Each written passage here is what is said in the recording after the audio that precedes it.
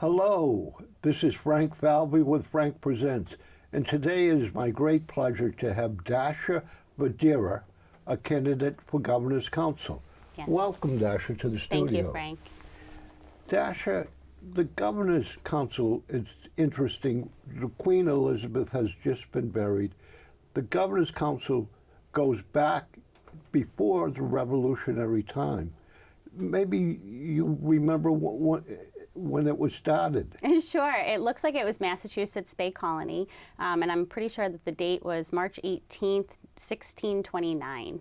And the intent behind the council was to appoint judges, where really the judges were offering a value with lawmaking as well too, but they were the magistrates to kind of contain, I would say, the morale of the colony at that time. So it looks like they were elected, but only by the free people of the colony.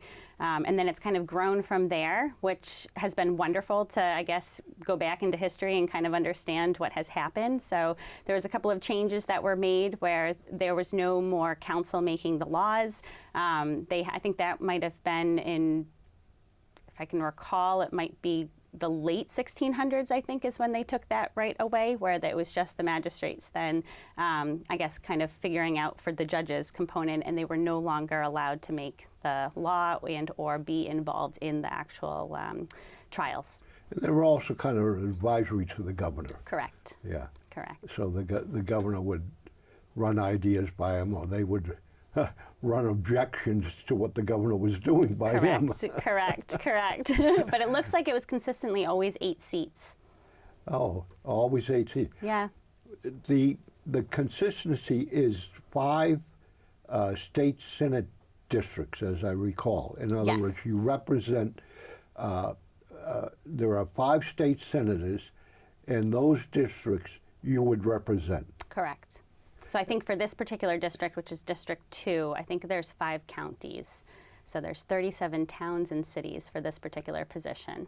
And we're in Norfolk County. Correct. In Massachusetts, counties don't have the significance that they do in southern or western states. No, not at all. Actually, there's a couple of counties where their towns are not in my district. They might be in a different district. So it's Right. very confusing.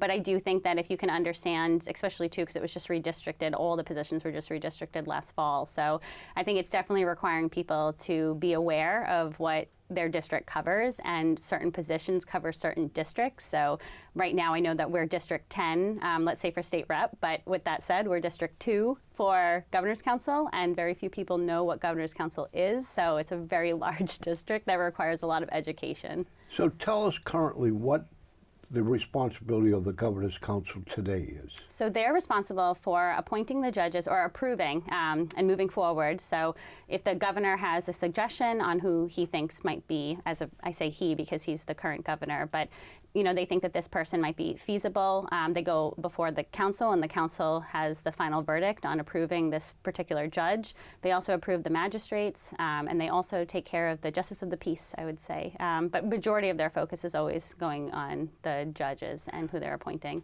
But it also is beyond that. In other words, they also approve or appoint the head of like workmen's compensation. Very true. People. Very true.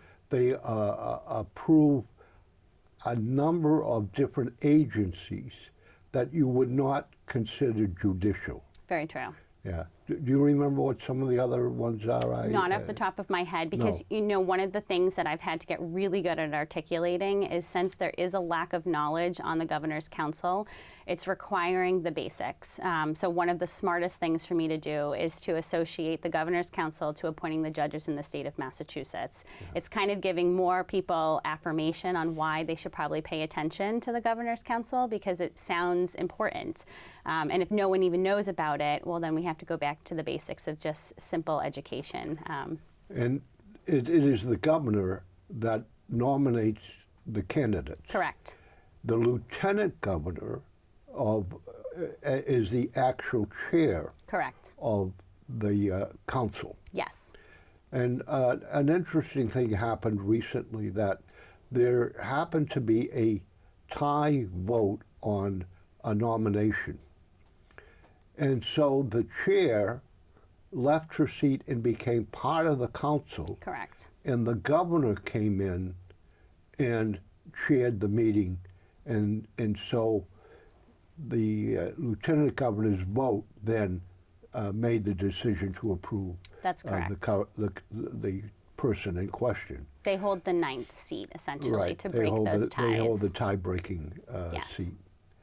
A lot of the governor's council seems traditionally to have been lawyers, but you have a different perspective. I do. I think there was this one lawyer that I was talking to when I first was, trying to get the word out there that I was running for governor's council, and she was a lawyer when I said, I'm going to try to run on a platform of more so we the people, because I do believe that if our job is to appoint the judges in the state of Massachusetts, there should be some level of diversity, as the judge is going to hold true to a verdict for we the people. So when I had shared that with her, she was really upset, because I think there is this status quo image that in order to hold a seat on the council, you must be a lawyer.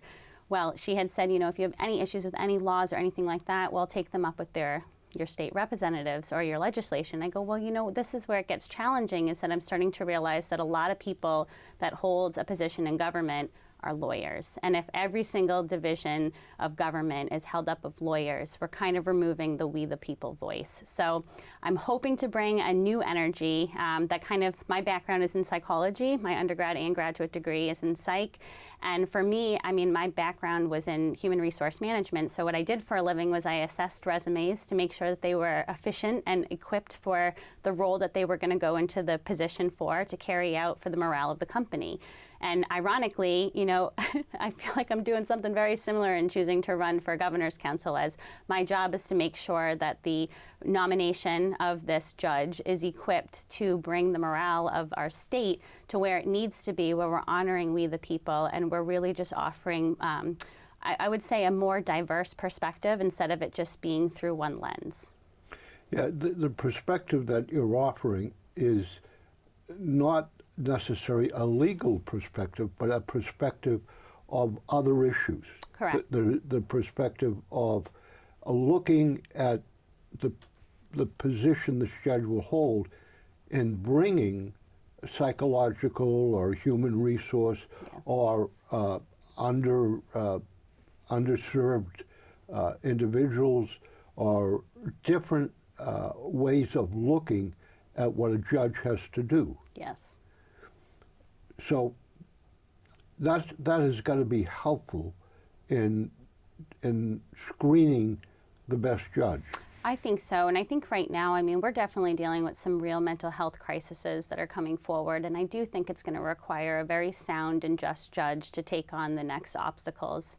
To be a judge in the state of Massachusetts, you're locked in until age 70. So if we're kind of thinking about what our future is going to look like in the state of Massachusetts, and we have the mental health on the rise, I do think that this is a really good opportunity for possibly a seat to be overturned, and more in the we the people, but through the lens of psychological understandings, and making sure too that the assessment of this judge will be carried out for the best interest of the people in the state of Massachusetts. This is one of the reasons that I think when you get away from the judicial judge and you look at the other people that they're approving and appointing to different positions, that is almost essential, that you look at the position that they're going to be holding.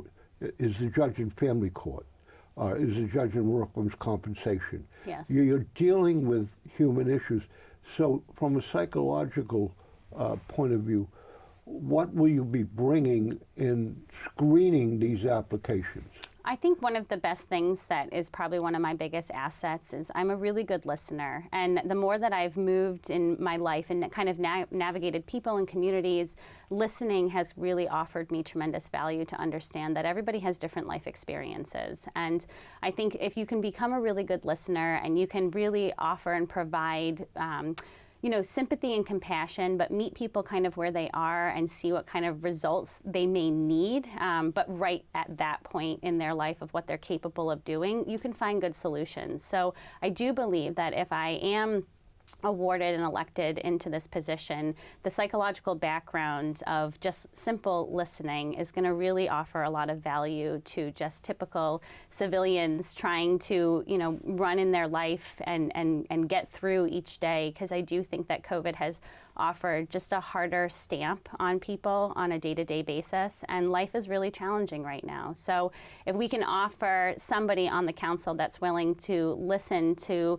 the everyday highs and lows of traditional people that are in their everyday lifestyle, I do think that they might offer a little bit more hope that, this is possible. I'm just never in a million years did I ever think I'd get involved in politics. But I do think that by me choosing to get more involved in politics is also giving that we the people and that understanding of civilians having an opportunity and a chance to get involved. And it really started with just listening. Well, like any application that you probably reviewed, the application always highlights the best of a person. Yes. Or highlights some of their accomplishments. But how would you go further than just looking at an application to see who this person is? Well, I think I'm unsure if you're able to do any references, but I do think that when you kind of have an idea of what this person's personal life is on some level and what kind of value they've offered to their community and the longevity behind that, you can kind of have a really good sense of what type of character this person may be. I do think that it's important to honor the Constitution on some levels, especially even the Massachusetts Constitution, that I do think that there's possibly some check boxes that would need to get checked off to help honor the appropriate judge. And it's more than just their credentials. This is really, if we go back to that we the people and understanding that we're living in a very vulnerable time with an array of mental health that's just continuing to increase, we really need to understand the person on some level and kind of merge the personal component matched with the professional component to be able to really stabilize our state and move it to the right direction of and my hopes and gains will always be respect and kindness and really community development where we're really striving to work together even though we're all dramatically different. It's a good thing, but it requires working together. How will you evaluate experience in the field versus kind of the background of who the individual is and what talents he has?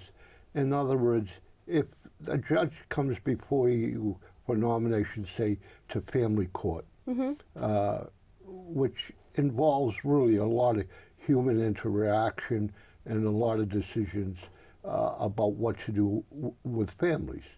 Are you going to look for someone necessarily that has had experience in family issues and legal experience in the court, or will you tend to more look at people that have worked in human services and maybe had social service experience with families, but not necessarily that heavily in a legal sense?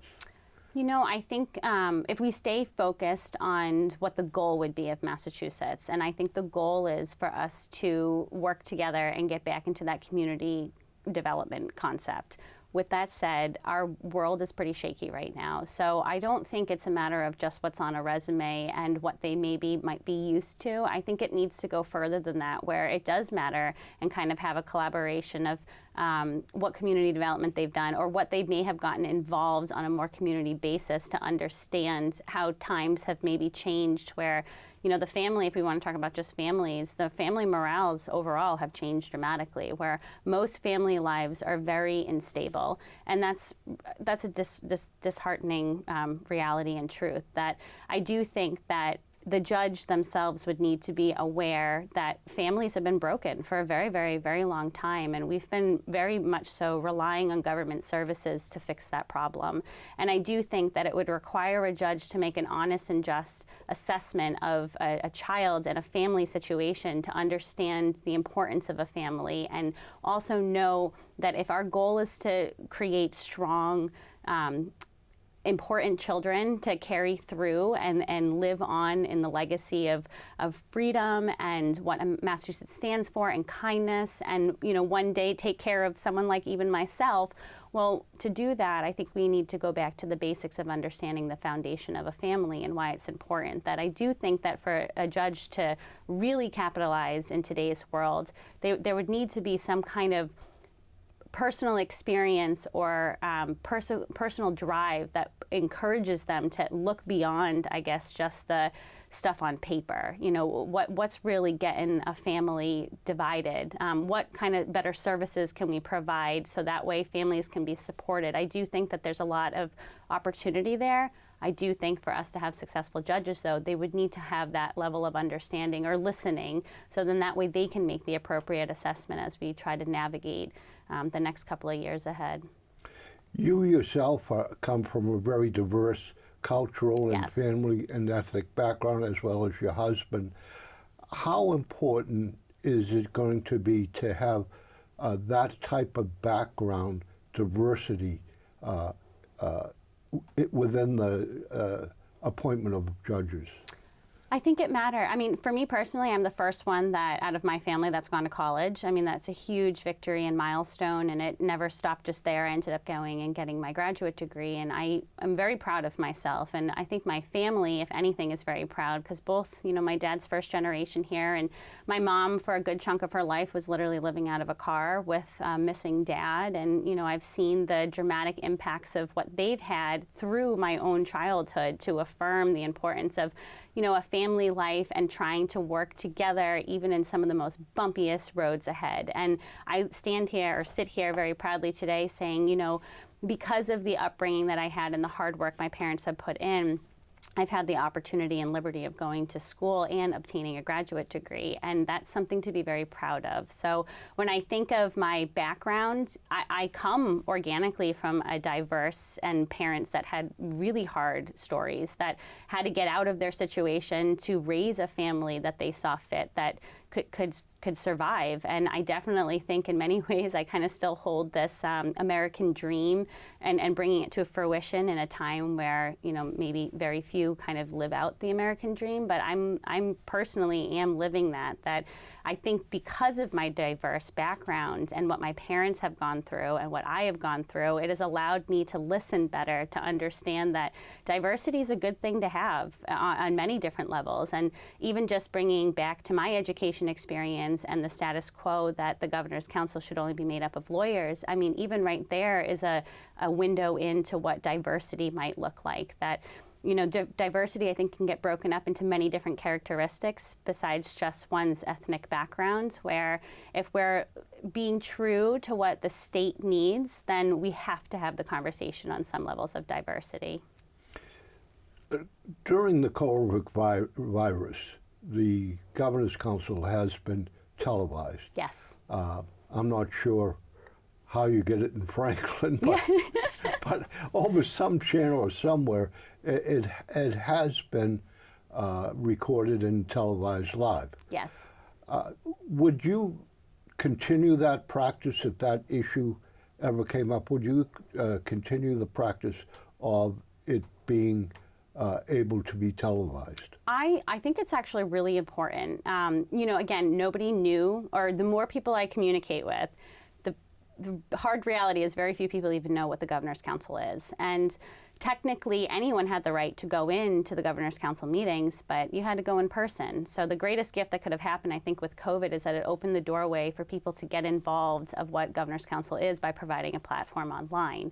And now, are they long? They're long. They're very long meetings. Do most people probably want to sit through that? Probably not. But with that said, if it is provided online, and thankfully they do have a YouTube channel, so you can find it on there, so you can find some back ones. I think the first one they put out might have been in March of 2020, or May. I think it was May of 2020. But it will give you a good insight and a taste of what Governor's Council is. And even if you had to listen to 20 minutes here and 20 minutes there, I think it just makes it more convenient for people, especially if they're in the car and they have something that they can listen listen to. Podcasts are on the rise. Definitely multitasking in many levels is on the rise. And I think the more platforms that you can provide it and just give people an opportunity to kind of listen in, well, then the opportunity falls back on the person to do their job instead of complaining about government. If we can provide the resources to the people, then it relies on the people to do their job and their homework to follow suit in certain areas within government and get informed. The Governor's Council is kind of unique here in the Commonwealth of Massachusetts. The U.S. Senate approves judicial appointments, and I'm sure many other states, probably the Senate or the upper chamber in those states, approve judgeships. What is your opinion? Do you think we should continue having the Governor's Council, or should we have the Senate of Massachusetts approve judgeships? So I think to start, the smartest thing to do is to get used to what is here. And I think the more that I get used to what is here, as in, the Massachusetts Governor's Council currently is looking at judges. Let's just keep it there. Repeating that terminology to people is really important, because what I'm coming to realize is that the average person doesn't even know what the Governor's Council is or does. And then to think that there's the history component that goes beyond my lifetime, it really affirms that this has been here for quite some time and no one has the awareness to say, hey, what is this and what is happening? So I do think that to really answer that question, it's going to require us to kind of stay where we are and get people more involved of what Governor's Council does in the state of Massachusetts, to get some level of familiarity behind it and some levels of education to really then assess, is this the smart move, or should we consider something else? As of right now, it sounds like this is the smart move, because we just need to bring education and awareness around the Governor's Council in the state of Massachusetts. I just thought of another judgeship that they appoint, which I've had personal experience with, which is the State Board of Appellate Real Estate Tax Abatement. In other words, if you don't like Franklin's abatement of your real estate tax, you can appeal it to the state. That person that hears the case is appointed, is nominated by the governor and approved by the Governor's Council. So there are types of that type of judgeships that you wouldn't necessarily call them judgeships. Yes. That happen, that really directly affect when you bring something before them. Yes. On a personal basis. Yes. So you need to look at a person that necessarily is not absolutely legal in every nick and point and nitpicking legal things, as much as maybe looking at what the broader issues that are trying to be presented. It is, and I think everything goes back. So like the previous job that I had worked in, I was working in corporate America, was at a change management firm. And the job of a change management firm is to look at, this is where we are, this is where we'd like to go, and this is the process to get there. So if we're all looking at the process, and ideally honing in on the process, we have to look at where we would like to go as a state. And if we can really stay focused and true to where we'd like to be as a state, the process is going to get a little bit easier, because it's going to get us some good clues and just paying attention to certain levels of detail of what something as simple as appointing a judge can do to an impact within a community and within a town. That everything has a ripple effect. So if we really want to focus on the goal of where we would like Massachusetts to be and kind of pull it back on some layers, it will actually give us a better insight, I think, on a community level of what certain areas within the state are really requiring, and what's the process to make sure that that area is getting success. And then again, the tremendous goal is the long-term effects of, okay, well, where do we want our state to be? So it requires a solid team. This is a solid team, and it requires people willing to come out and pay attention to the Governor's Council and pay attention to the people that they want to support to get into these roles and these seats within office, because there's no way that anyone can do this alone. Dashe, Videira. Yes. What is the question that I haven't asked you that you'd like to talk to the people about? Sure. How people can get in touch with me. How can people get in touch with you? Thank you. So my website is votefordashe.com, and you can find all of my contact information on there. You can learn a little bit about my background and why I'm choosing to run for Governor's Council. And as of right now, I am on Facebook and on Instagram on a page called Vote for Dashe. On Facebook, it's Dashe for Governor's Council. So feel free to explore and ask me any question you may have.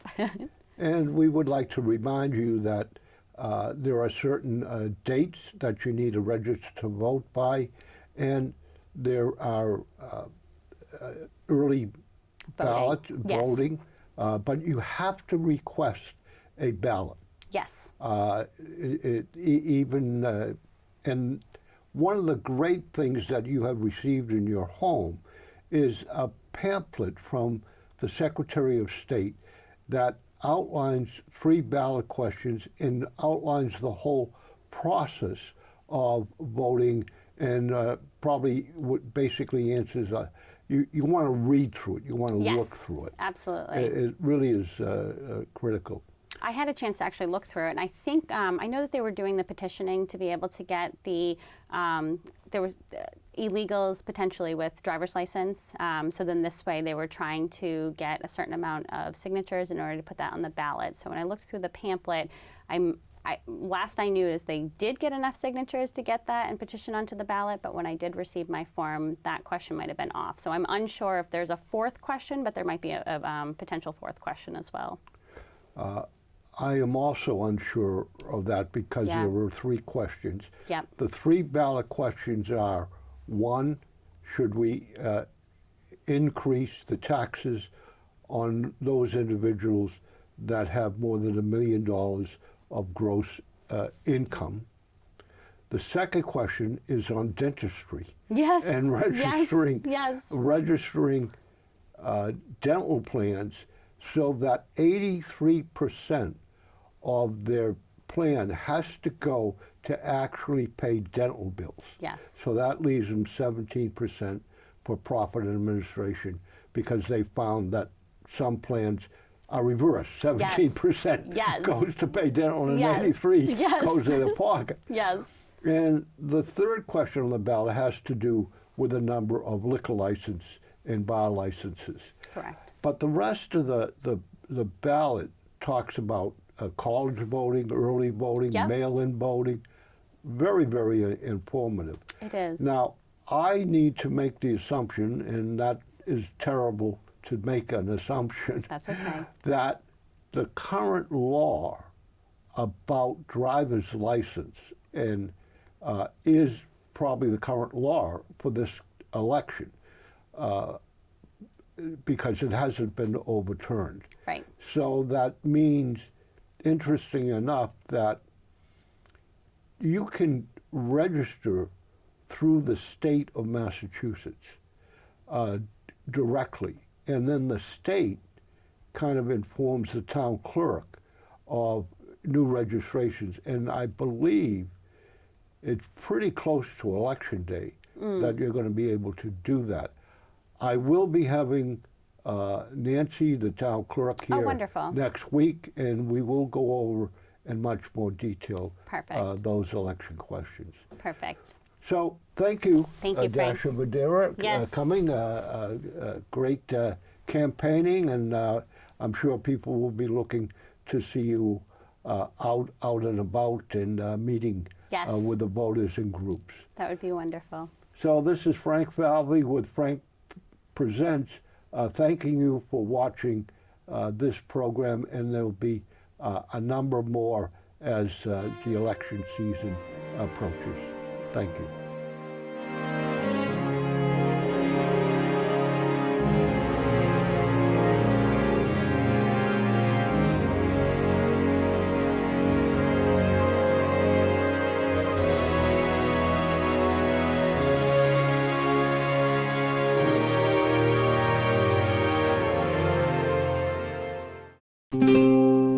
This program was made possible by your Franklin friends and neighbors, good folks just like you. Thanks for supporting Franklin TV. And thanks for watching.